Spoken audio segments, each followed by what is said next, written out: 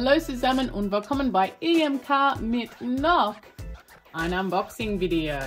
So, fangen wir an. Ich bin sehr aufgeregt heute über diese Münze. Das ist echt cool. Oh, vorsichtig. Das ist ein toller Etui hier. Sehr cool. Und welche Münze ist das? Tada! Das ist der Blue Fairy Tale 2021 von Nui. Und das ist sehr cool. Das ist die erste in die neue Fairy Tale Series von Lituanian Mint. Sehr cool. Und das raus. Und, was das Nui ist, hold on, warte. Oh, durch der Lock. Das ist so ein tolles Etui, ne? Sehr cool. Bisschen anders, ja. Jawohl. So, hier, wie ich habe gesagt, das ist Nui, so natürlich. Das gibt Königin Elisabeth II. Das ist $1. Und das gefällt mir immer. Denn wir haben diese Rückseite immer mit ein bisschen mehr Datei, ne?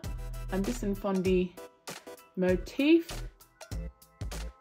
Von die andere Seite, das ist echt schön. Das ist ein Bücherregal. Und dann hier über diese Seite haben wir die große Bücherregal.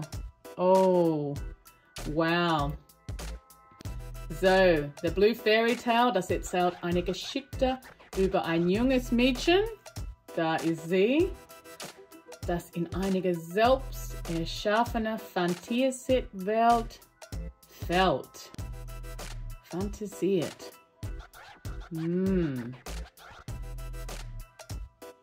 Das ist bestimmt die alles, oder? Sehr cool. Und ich habe das heute gelernt. Das Märchen spiegelt den Kontrast zwischen der Sorglosigkeit von Kindern und dem stressigen Alltag der Erwachsenen wider. Und ich muss sagen, ich habe das gelesen, ich habe gedacht, okay, vielleicht ist es eine gute Zeit für eine kleine Pause. Nicht sehr viel Stress machen, ne? Denken ein bisschen mehr wie ein Kind. Weniger Stress. Und schauen wir auf die tolle Dings. Und hier haben wir ein tolles Ding in der Münze. Oh, sehr cool mit dieser Antik-Finish. Echt cool. Sehr schön da auf die Ecke. Und die Auflage für diese neue Serie, die erste, das ist 1000 Münzen sind geprägt.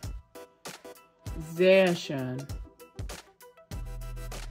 Ehrlich, sehr nett. So, das ist alles für heute. Und natürlich schreiben etwas in die Kommentare und sehen wir uns nächstes Mal bei EMK. Ciao!